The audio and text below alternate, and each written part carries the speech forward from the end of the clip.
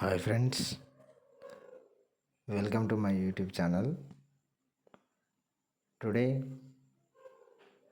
Current అఫైర్స్లోని ముఖ్యాంశాలు. ఖ్యాత అణుశాస్త్రవేత్త చిదంబరం కన్నుమూత.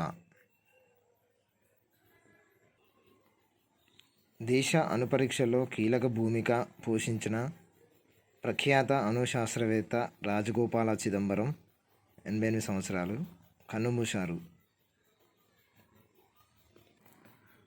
కొన్ని రోజులుగా అనారోగ్యంతో బాధపడుతున్న ఆయన ముంబైలోని జస్లోక్ ఆసుపత్రిలో శనివారం తెల్లవారుజామున తుదిశ్వాస విడిచారు.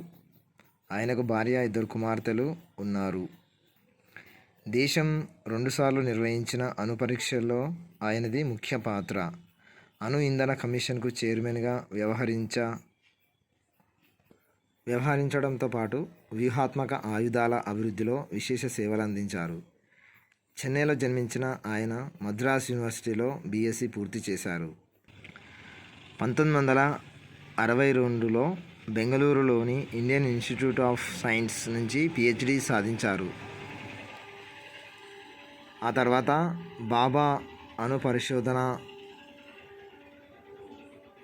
పరిశోధన కేంద్రం బార్కులో చేరి 1990లో పోఖ్రాన్ 2 అణు పరీక్షలో కీలక సేవలందించారు. తొలి అణు పరీక్షకు ప్లూటోనియాన్ని ఆయనే స్వయంగా ముంబై నుంచి తీసుకువెళ్లారు. అణుశక్తి శాఖ కార్యదర్శిగా 7 ఏళ్లు పదవీ విరమణానంతరం భారత ప్రభుత్వ ముఖ్య శాస్త్రీయ సలహాదారుగా 18 ఏళ్లు పనిచేసిన అనుభవం ఆయన సొంతం. అంతర్జాతీయ అణు ఇంధన సంస్థ IAEA గవర్నర్ల బోర్డుకు చైర్మన్గాను పనిచేశారు. అణ్వాయుధాల రూపకల్పనలో దేశానికి ఆయన చేసిన సేవలకు కేంద్రం 1975లో పద్మశ్రీ, 1999లో పద్మవిభూషణ్ పురస్కారాలను ప్రదానం చేసి గౌరవించింది. అనేక విశ్వవిద్యాలయాలు ఆయనకు గౌరవ డాక్టరేట్లు ప్రదానం చేశాయి.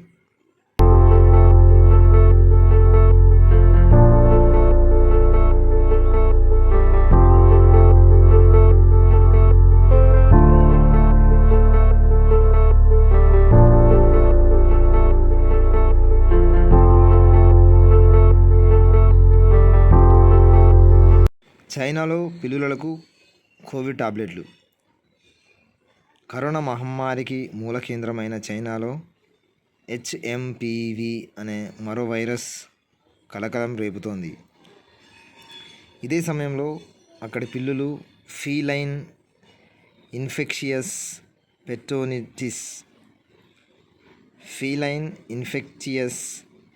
పెటోనిటిస్ అనే ప్రాణాంతక వైరల్ వ్యాధి బారిన పడుతున్నట్లు సమాచారం.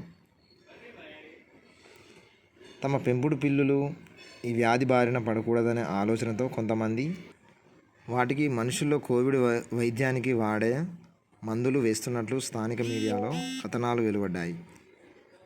ఫీలైన్ ఇన్ఫెక్షియస్ పెటోనిటిస్ అనేది ఒక వైరల్ వ్యాధి. దీనిని ఫీలైన్ కరోనా వైరస్ అని కూడా అంటారు. ఇది పిల్లులకు మాత్రమే వస్తుంది. దీనిపై కొన్ని కోవిడ్ యాంటీవైరల్ మందులు ప్రభావం చూపుతాయని ఓ అధ్యయనంలో తేలినట్లు పలు కథనాలు పేర్కొన్నాయి. దీంతో అక్కడి ప్రజలు వారి పెంపుడు పిల్లుల కోసం కోవిడ్ మందులను విరివిగా కొనుగోలు చేస్తున్నారు. మానవులకు వాడే టాబ్లెట్లను పిల్లులకు వాడటం వల్ల వాటి ఆరోగ్యాన్ని మనమే పాడు చేస్తున్నట్లు అవుతుందని కొందరు విమర్శిస్తున్నారు.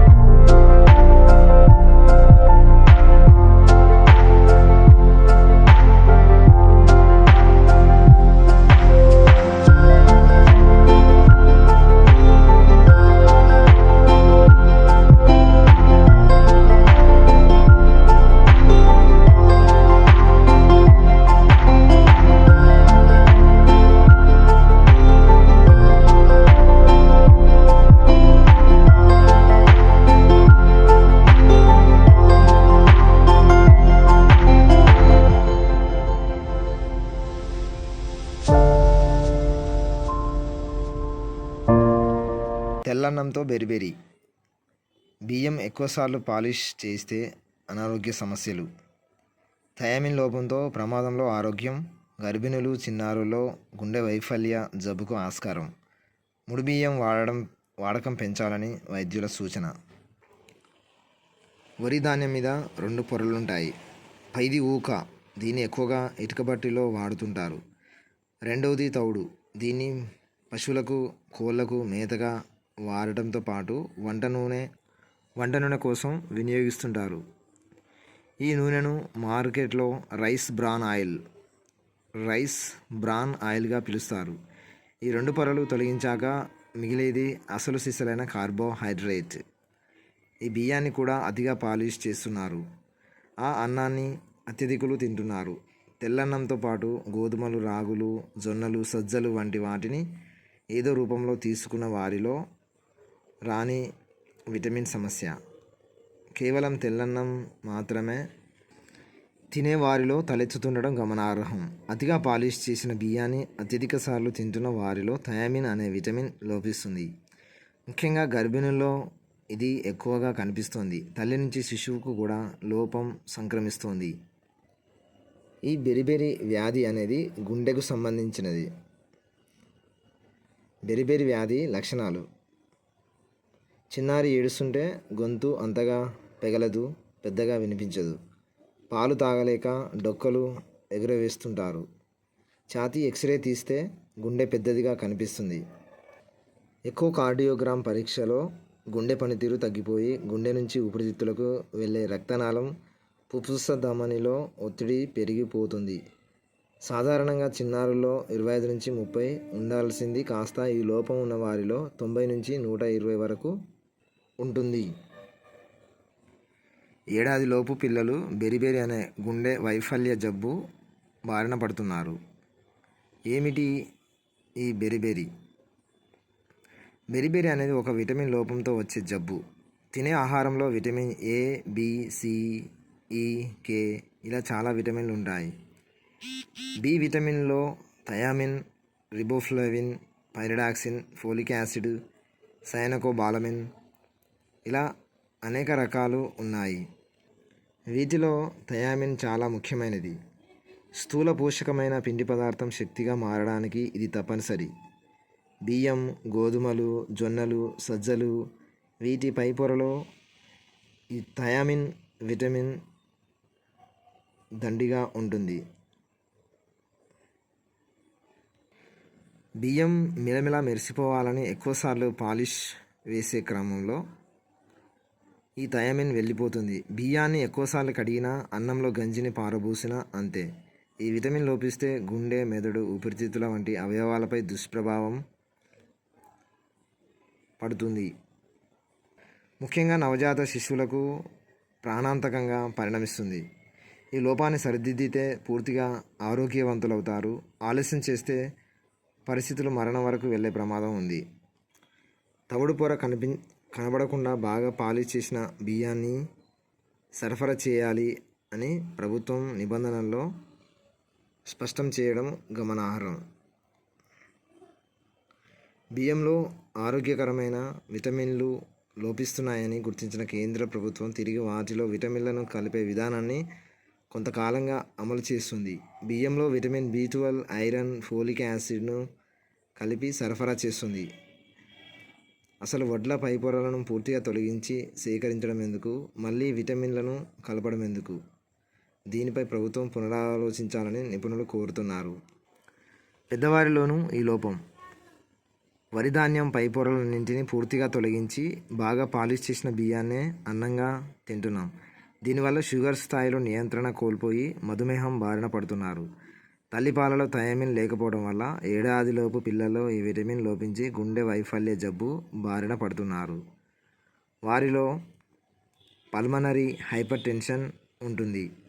వెంటనే థయామిన్ను ఇంజెక్షన్ రూపంలో ఇస్తాం. ఇచ్చిన 4 గంటల్లోనే పిల్లలు సాధారణ స్థితికి వచ్చేస్తారు. ఈ జబ్బు పూర్తిగా నయమవుతుంది. కానీ ఈ సమస్య ఉందని పెద్దలు గుర్తించలేని పరిస్థితుల్లో చాలామంది పిల్లలు చనిపోతున్నారు. సాధారణంగా థయామిన్ స్థాయి 60కి పైగా ఉండాలి. పరీక్షించిన చిన్నారుల్లో కనిష్టంగా 3.8, గరిష్టంగా 45 ఉన్నట్లుగా తేలింది. తల్లులకు కూడా థయామిన్ కనిష్టంగా 2.1, గరిష్టంగా 29గా ఉంది. గర్భిణులకు స్కానింగ్ చేసినప్పుడు పిండం గుండె పెద్దది అయినట్లు గుర్తించాం. వారికి థయామిన్, విటమిన్ మాత్రలు ఇవ్వడంతో గుండె సాధారణ స్థితికి వచ్చింది. పెద్దవారిలో ఈ లోపం ఉంటే కాళ్ళవాపులు, కాళ్ళలో తిమ్మిర్లు, ఆయాసం, గుండె చుట్టూ నీరు చేరడం వంటి లక్షణాలు కనిపిస్తాయి. సాధ్యమైనంత వరకు ముడి బియ్యాన్ని తింటే ఒకసారి పాలిష్ చేసిన బియ్యాన్ని వండుకొని తినాలి. సాధ్యమైనంత వరకు ముడి బియ్యాన్ని అంటే ఒకసారి పాలిష్ చేసిన బియ్యాన్ని వండుకొని తినాలి. వీలైనంత వరకు ఇతర ధాన్యాల ఆహారాలను కలిపి తినాలి.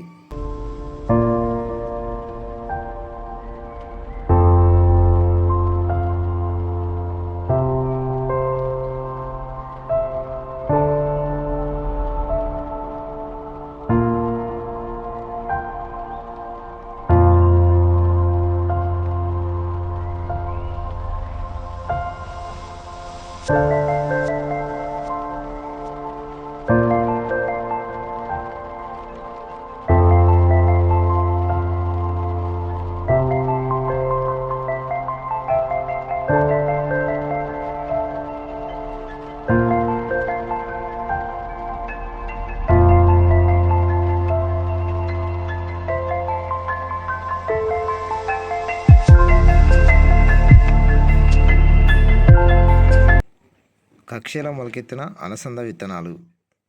ఇస్రో క్రాప్స్ ప్రయోగం విజయవంతం. భారత అంతరిక్ష పరిశోధన సంస్థ ఇస్రో రోదసీలోకి పంపిన అలసంద విత్తనాలు బొబ్బర్లు సూక్ష్మ గురుత్వాకర్షణ వాతావరణంలో 4 రోజుల్లోనే మొలకెత్తాయి. వీటికి త్వరలోనే ఆకులు కూడా వస్తాయని భావిస్తున్నట్లు ఇస్రో సంస్థ పేర్కొంది.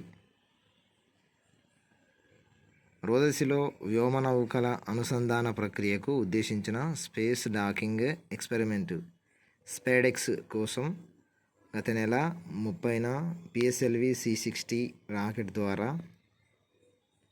2 ఉపగ్రహాలను ఇస్రో ప్రయోగించింది.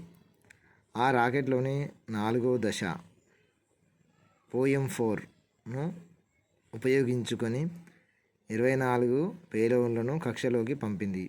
ఇందులో compact research module for orbital plant studies crops, compact research module for orbital plant studies crops అనే సాధనం కూడా ఉంది. దీన్ని తిరువనంతపురంలోని విక్రమ్ సారాభాయ్ అంతరిక్ష కేంద్రం VSSC అభివృద్ధి చేసింది. ఇందులో 8 అలసంద గింజలు ఉన్నాయి. సూక్ష్మ గురుత్వాకర్షణ వాతావరణంలో మొక్కల ఎదుగుదలపై అధ్యయనం చేయడం దీని ఉద్దేశం. భవిష్యత్తులో చేపట్టబోయే సుదీర్ఘ అంతరిక్ష యాత్రలకు ఇది చాలా అవసరం. వ్యోమగాములు తమ ఆహారాన్ని రోదసిలోనే సాగు చేసుకోవాల్సి ఉంటుంది. అలసంద విత్తనాలు మొలకెత్తి 2 ఆకుల దశకు చేరుకునే వరకు కొనసాగేలా క్రాప్స్ ప్రయోగాన్ని రూపొందించారు. ఈ విత్తనాలను ఒక పెట్టెలో ఉంచారు. దీని ఉష్ణోగ్రతలను నియంత్రించేందుకు ఏర్పాట్లు చేశారు. అంకురోత్పత్తిని కెమెరాతో చిత్రీకరిస్తున్నారు. ఆక్సిజన్, కార్బన్ డయాక్సైడ్ గాఢతను కొలవటం, నేల తేమ పర్యవేక్షణకు కూడా ఇందులో ఏర్పాట్లు ఉన్నాయి.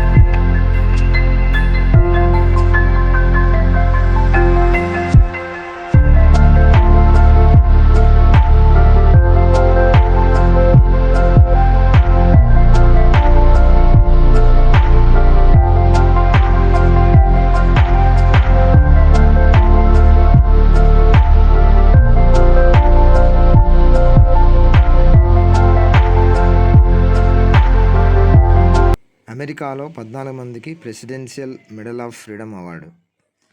అమెరికా అత్యున్నత పురస్కారమైన ప్రెసిడెన్షియల్ మెడల్ ఆఫ్ ఫ్రీడమ్ను 14 మందికి అధ్యక్షుడు జో బిడెన్ ప్రకటించారు. అమెరికా మాజీ విదేశాంగ మంత్రి Hillary Clinton, fashion designer Ralph Lauren, football super star Lionel Messi, మాజీ రక్షణ మంత్రి దివంగత ఆస్టన్ కార్టర్, వివాదాస్పద పెట్టుబడిదారుడు జార్జ్ సోరోస్ ఈ పురస్కారానికి ఎంపికైన వారిలో ఉన్నారు.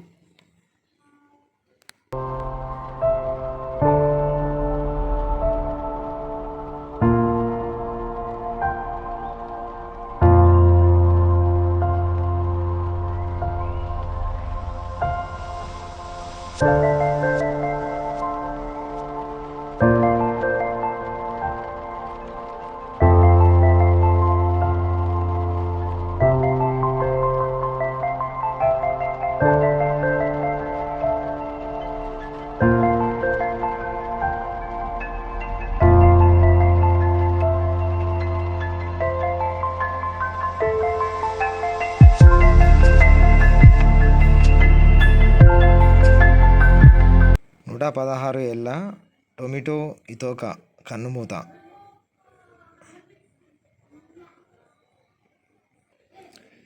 గిన్నిస్ రికార్డు ప్రకారం ప్రపంచంలోనే అత్యంత వృద్ధురాలిగా ఉన్న జపాన్కు చెందిన టొమికో ఇతోకా 116 సంవత్సరాలు డిసెంబర్ 29న ఇక్కడి ఆసియా నగరంలో కన్నుమూసినట్లు అధికారులు తెలిపారు. జపాన్లోని ఒసాకాలో 1908 మే 23న టొమికో జన్మించారు. 10,062 అడుగుల ఎత్తైన మౌంట్ ఒంటాకేను టొమికో 2 సార్లు అధిరోహించారు. గతేడాది 2024లో 117 ఏళ్ల మరియా బ్రాన్యాస్ చనిపోయిన తర్వాత టొమికో ఇతోకా ప్రపంచంలోనే అత్యంత వృద్ధురాలిగా రికార్డు సాధించారు.